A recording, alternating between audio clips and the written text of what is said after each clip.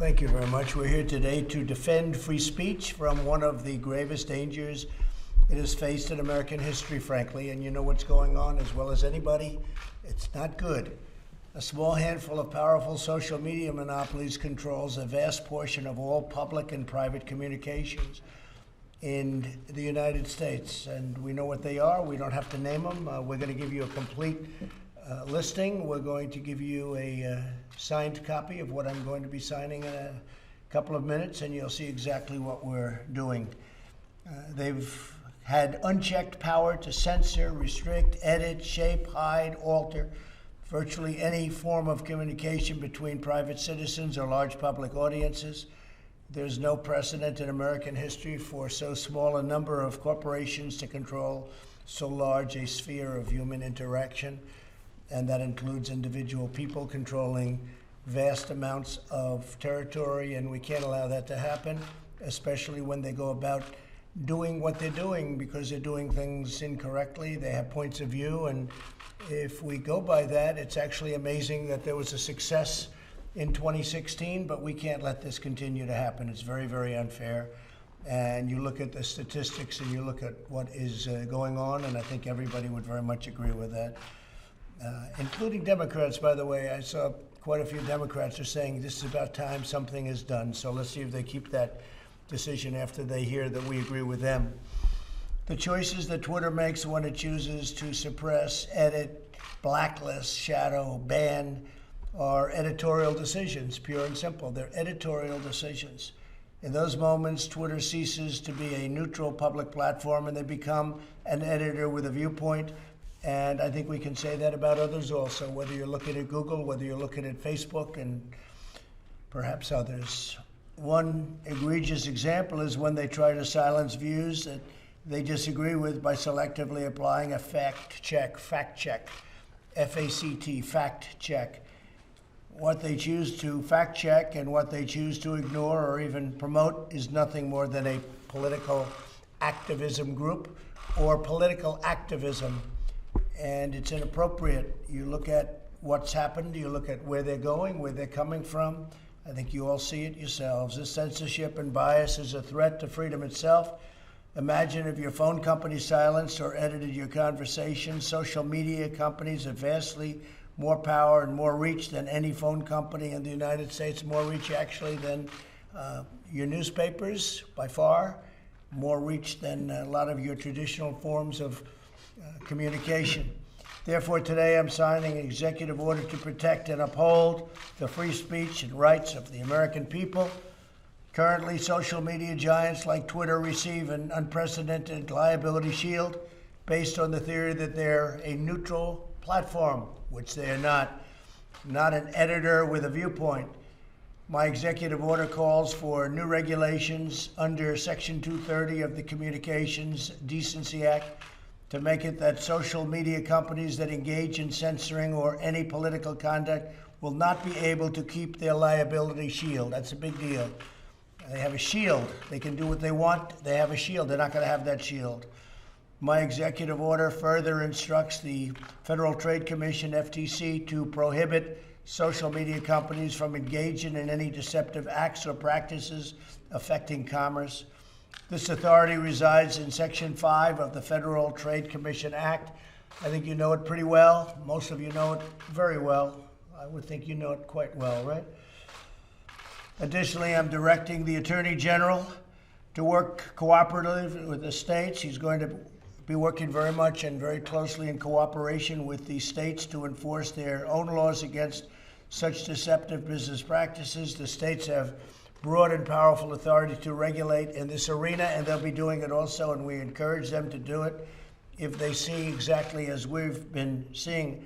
It's what they're doing is tantamount to monopoly, you can say. It's tantamount to taking over the airwaves. Can't let it happen. Otherwise, we're not going to have a democracy. We're not going to have anything to do with a republic. Finally, I'm directing my administration to develop policies and procedures to ensure taxpayer dollars are not going in any social media company that repress free speech. The government spends billions of dollars on giving them money, They're rich enough, so we're going to be doing none of it or very little of it. As president, I'll not allow the American people to be bullied by these giant corporations. Many people have wanted this to be done by presidents for a long time. And now we're doing it, and I'm sure they'll be doing a lawsuit, and I'm also sure that we're going to be going for legislation in addition to this, and the legislation will start immediately. And I tell you, I've been called by Democrats that want to do this, and so I think you could possibly have a bipartisan situation. But we're fed up with it, and it's unfair, and it's been very unfair, and we'll see what happens. Any questions? Mr. President, given your concern with Twitter, have you given any consideration to deleting your account, to just walking away from this platform you've been so critical of? Well, you know, if you weren't fake, I would not even think about it. I would do that in a heartbeat. I'm real, but sir. the news is fake. If you look at what it gets printed in newspapers, if only the public could understand where, you know, they're reading a story and they think it's real, and it's not real in so many cases. And I'm not saying in every case. You have some great journalists. You have some journalists that I have great respect for. But largely, I find, at least in a political sense, there's so much fake news, it's disgraceful. I would do that in a heartbeat if we had a fair press in this country, I would do that in a heartbeat. There's nothing I'd rather do than get rid of my whole Twitter account, but I'm able to get to, I guess, 186 million people when you add up all the different accounts and add Facebook and Instagram. It's a lot of people, and that's more than the media companies have, frankly, by a lot. And so if I get a story that's wrong, I can put a social media, I don't usually use the word Twitter, I say social media, but I put something out, and the next day or the next hour or the next minute, everybody's reading about it. So I'm able to refute fake news, and that's very important. I'd like to ask the Attorney General, please, to say a couple of words, and he's very strongly behind it, backing it very powerfully. And again, we're going to be doing this. We're also going through Congress. Please. Well, as you mentioned, Mr. President, one of the things that I found has the broadest bipartisan support these days is the feeling that this provision, Section 230, has been stretched way beyond its original intention, and people feel that on both sides of the aisle. This was adopted 25 years ago to protect the fledgling industry, and its purpose was to allow websites that were serving as essentially bulletin boards for diverse third-party content coming on to say that you're not responsible for the content of that third-party information. And it also tried to encourage these companies to take down things like child pornography or human trafficking advertising and things by saying if you act to remove this kind of objectionable material, you won't be liable for taking it down. Now it's been completely stretched to allow what have become really behemoths who control a lot of the flow of information in our society to engage in censorship of that information and to act as editors and publishers of the material. So when they put on their own content, like fact-check content onto other people's content, and when they curate their collection, and when they start censoring particular content, including in many cases at the direction of foreign governments like Communist China, they become publishers, and they shouldn't be entitled to the same kind of shield that was set up earlier. Now, this executive order is a very strong step toward addressing this problem. It sets up a rulemaking procedure that will eventually be under the FCC to try to get back to the original interpretation and understanding of Section 230.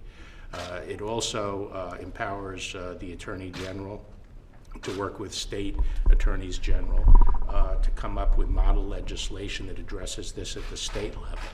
And we're preparing federal legislation, which we will be sending over shortly for review at the Office of Management and Budget. So this is an important step to get back to the original understanding. You know, there's a bit of a bait and switch that's occurred in our society. These companies grew because they held themselves out as public forums, as free public forums where a variety of voices and diverse voices could come on and be heard. That's how they grew. That's how they attracted the eyeballs. That's why people joined them. But now that they have become these very powerful networks of eyeballs, now that they've grown by holding themselves out as free public forums, they've now switched. And they are using that market power to force particular viewpoints. And that's wrong. And it has to be addressed not only through this executive order, but I think litigation going forward, and by further action on Capitol Hill. Thank you, Mr. President. Mr. President, Do you have any questions for the Attorney General? Yes, actually, I do. Mr. Attorney General, not only have you been against Section 230 and the President has been against Section 230, the Vice President has said he's against Section 230. Do you believe that the executive order that the President is about to sign in any way repeals or amends Section 230? No, it doesn't repeal Section 230, and I'm not against Section 230 if it was properly interpreted and properly applied, but it's been stretched, and I don't know of anyone on Capitol Hill who doesn't agree that it's been stretched beyond its original intention. I think this will help get back to the right balance. Mr. Attorney General, can you give us more details on the legislation both you and the President referred to? What do you want to do in that legislation? Well, we're still reviewing a number of possibilities, and it'd be premature for me to discuss. And one of the things we may do, specifics. Bill, is just remove or totally change 230. What I think we can say is we're going to regulate it. It's a provision, and we're going to regulate it. You take a look at this as an example. This was just out. Twitter moments on the Mueller witch hunt. So we won. We were in the right. You see what's happened. It's a total fraud. It was a total fraud. 76-1. Okay, 76-1.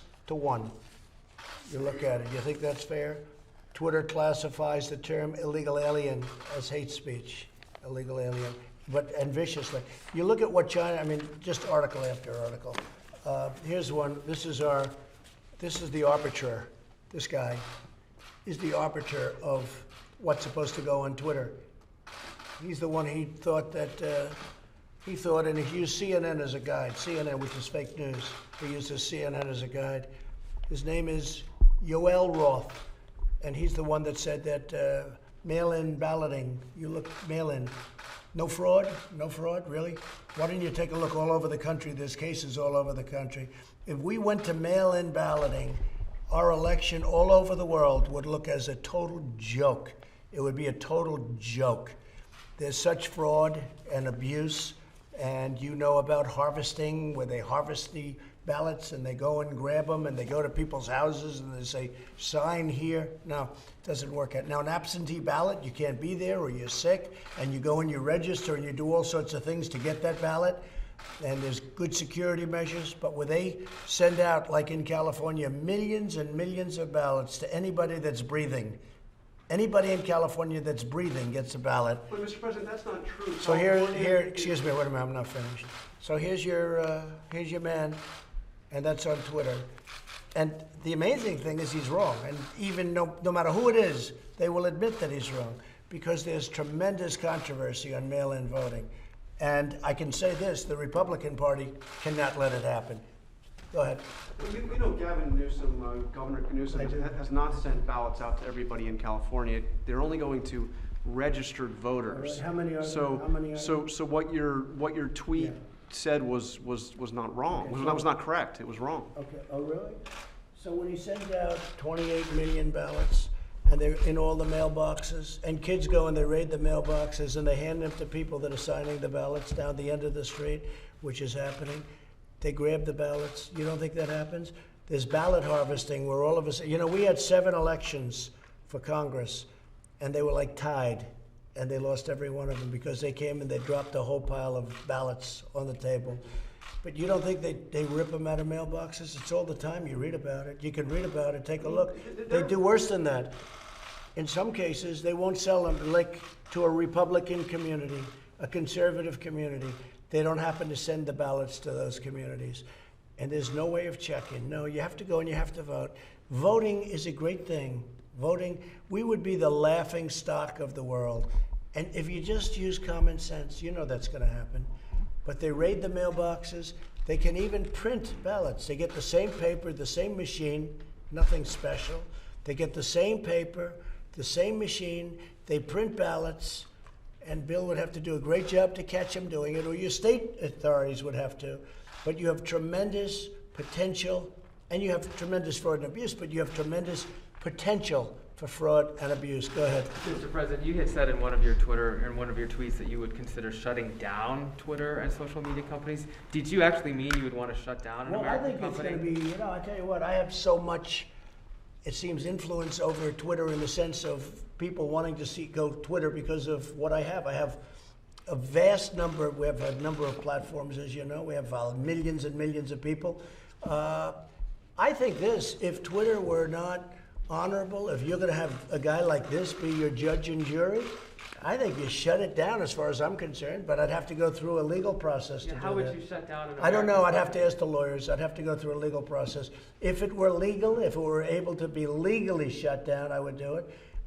I think I'd be hurting it very badly if we didn't use it anymore. I mean, we have other sites we could use, I guess, or we'd have to develop other sites.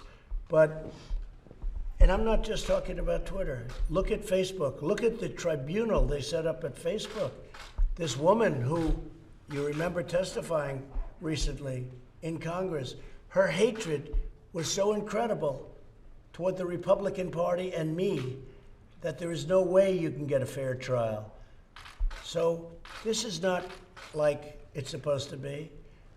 This is not like it's supposed to be. So we're going to see what happens. And you know what? I guess it's going to be challenged in court. What isn't? But I think we'll do very well. Yeah, go ahead. Mr. President, Yeah, go ahead. as to potential litigation, can you discuss the timing of that and what is the remedy that you're going to be seeking? No, what I was referring to, there is litigation going on all the time on Section 230 and its scope, and we would look for appropriate vehicles to weigh in and file statement of interest. So you wouldn't be filing an individual? Not necessarily. Okay, thank you. Mr. President, Mr. Go ahead, President, please. are you worried about the situation on the border between India and China? India. He loves India so much he's never asked a question other than an India question, and that's okay. I just got back from India, right? I just beat COVID. You're very I got back. I know. They like me in India. I think they like me in India certainly more than the media likes me in this country. No, and I like Modi. I like your prime minister a lot. He's a great gentleman. Great gentleman. Yeah, they have a big conflict going with India and China. Is that what you're talking about? Yeah? Yes. They have a big conflict going with India and China. Two countries with 1.4 billion people. Two countries with very powerful militaries. And India's not happy, and probably China's not happy. But I can tell you, I did speak to Prime Minister Modi. He's not in a good mood about what's going on with China. Mr. President, have you spoken to... Wait, are you finished? No, sir. So yesterday you tweeted about you want to mediate between India and China on this issue. I would do that. I would do that if they thought it would help. If I were the mediator or the arbiter, I would do that. So we'll see. Go ahead. Have you spoken to the family of George Floyd yet? No, I haven't, but I feel very, very badly. That's a very shocking sight. Bill and I were talking about it before. It's one of the reasons Bill's here right now, because as you know, we're very much involved. And I've asked the Attorney General, FBI, and the Attorney General to take a very strong look and to see what went on, because that was a very, very bad thing that I saw. I saw it last night, and I didn't like it. Do you think those police officers should be prosecuted? I'm not going to make any comment right now. I can tell you, I think what I saw was not good. Was not good. Very bad. Anybody else? Mr. President, are you definitively staying in the U.S.-China trade deal? We'll be announcing what we're doing tomorrow with respect to China, and we are not happy with China. We are not happy with what's happened. All over the world, people are suffering. 186 countries. All over the world, they're suffering. We're not happy. Okay. Thank you very much, All everybody. right, press, let's go. Thank Come you. on. Thank you. Come on, let's go. Thank you. Thank you, everybody.